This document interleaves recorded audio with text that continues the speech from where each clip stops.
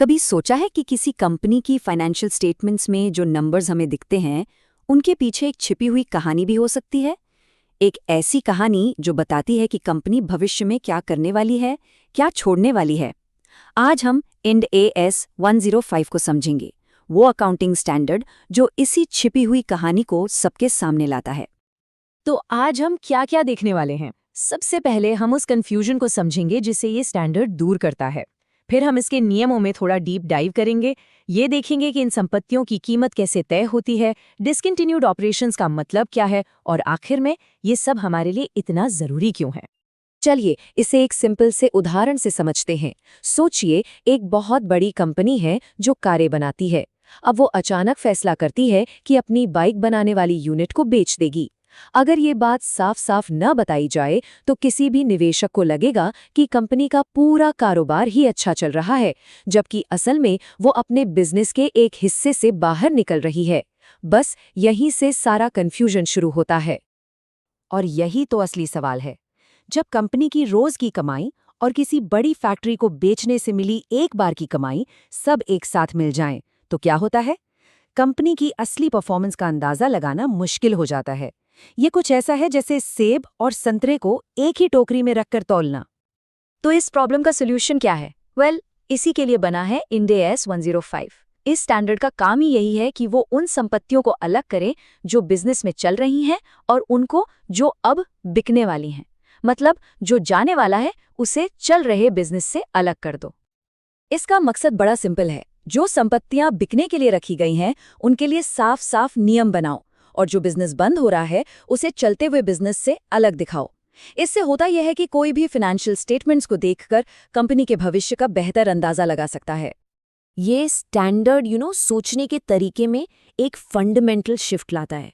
आमतौर पे हम क्या सोचते हैं कि एक फैक्ट्री की वैल्यू इस बात से है कि वो कितना प्रोडक्शन करती है, लेकिन इंड AS 105 कहता है, रुको, कभी कभी किसी संपत्ति की असली वैल्यू उसके इस्तेमाल में नहीं बल्कि उसे बेचने में होती है।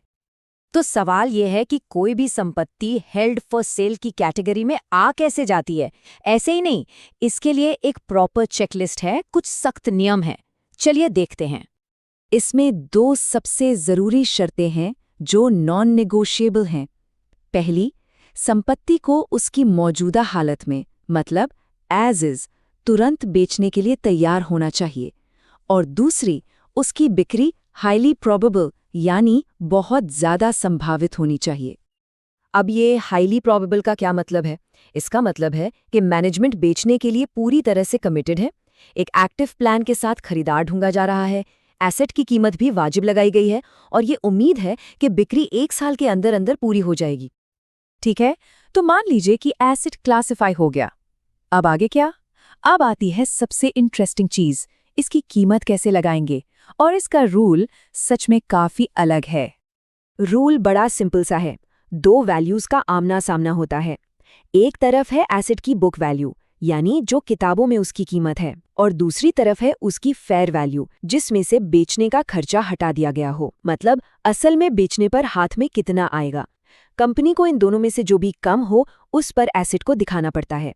चलिए एक छोटा सा उदाहरण देखते हैं। मान लीजिए बुक्स में एक एसेट की वैल्यू है 1,20,000 रुपए, लेकिन मार्केट में बेचने पर हाथ में आएगा सिर्फ 1 लाख। तो रूल के हिसाब से क्या होगा? हम 1,20,000 और 1 लाख में से जो कम है वो लेंगे, यानी 1 लाख, और वो जो 20,000 का फर्क है वो सीधा प्रॉफिट एंड लॉस अकाउंट में एक लॉस की तरह तुरंत चला जाएगा। और यहाँ एक और सरप्राइज है। जैसे ही कोई asset held for cell classify होता है, उस पर डेप्रिसिएशन लगना बंद हो जाता है, बिल्कुल बंद। ऐसा क्यों? क्योंकि अब हम ये नहीं मान रहे कि उसकी वैल्यू इस्तेमाल से कम हो रही है। अब उसकी वैल्यू सिर्फ और सिर्फ इस बात से जुड़ी है कि वो बिकेगा कितने में। सिंपल। ठीक है, तो हमने एसेट्स की बात कर ली, लेकिन क्या हर सेल एक जैसी होती है? बिल्कुल नहीं। कभी कभी कंपनी एक छोटा मोटा एसेट नहीं बल्कि अपने बिजनेस का एक बहुत बड़ा हिस्सा बेच देती है, और इसके लिए इंड AS 105 में एक स्पेशल कैटेगरी है, डिसकंटिन्यूड ऑपरेशंस। तो डिसकंटिन्यूड ऑपरेशन क्या है? ये तब होता है जब कंपनी एक बड़ा स्ट्रेटेजिक फैसला लेती है, जैसे अब से हम ये प्रोडक्ट लाइन बनाएंगे ही नहीं, या हम इस देश में अब बिजनेस ही नहीं करेंगे। ये एक मेजर स्ट्रेटेजिक शिफ्ट है। फर्क समझने के लिए सोचिए, एक फास्ट फूड चेन अपनी 200 दुकानों में से एक दुकान बेच दे। ये है सिंगल एसेट सेल। लेकिन अगर वही कंपनी अपना पूरा का पूरा कंज्यूमर गुड्स डिवीजन ही बेच दे, तो वो बन जाता है डिसकंटिन्यूड ऑपरेशन। एक छोटा सा सेल और एक बड़ा स्ट्रेटेजिक एग्जिट, फर्क साफ है। तो इन सब नियम कानून का, इस पूरी कहानी का फायदा क्या है? मतलब ये सब इतना मायने क्यों रखता है? चलिए फाइनेंशियल स्टेटमेंट्स पर इसके असर को देखते हैं। इन डेज 105 से पहले बैलेंस शीट देखकर सब कुछ थोड़ा मिक्स एंड मैच सा लगता था। सारे एसेट्स एक ही जगह, पता ही नहीं चलता था कि कौन सा एसेट बिजनेस में यूज हो रहा है और कौन सा बस बिकने का इंतजार कर रहा है। एक तरह से असली कहानी छिपी रहती थी।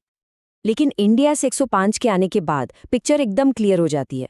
जो एसेट्स बिकने वाले हैं उनके लिए बैलेंस शीट में एक अलग से लाइन बन जाती है, assets classified as held for sale, और उनसे जुड़ी लाइबिलिटीज भी अलग दिखती हैं। एक झटके में पता चल जाता है कि कंपनी अपने बिजनेस के किस हिस्से को अलग कर रही है।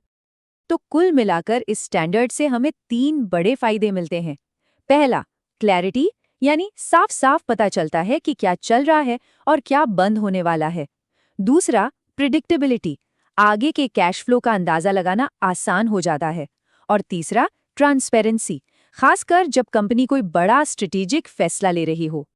तो आखिर में ये स्टैंडर्ड सिर्फ नंबर्स के बारे में नहीं है, ये एक तरह से कंपनी के फ्यूचर प्लान्स का एक रोड मैप हमारे सामने रखता है। और यहीं पर एक बड़ा सवाल भी छोड़ जाता है कि जब एक कंपनी कुछ बेचने का फैसला करती है, तो वो फैसला उसके आने वाले कल के विजन के बारे में असल में क्या बताता है।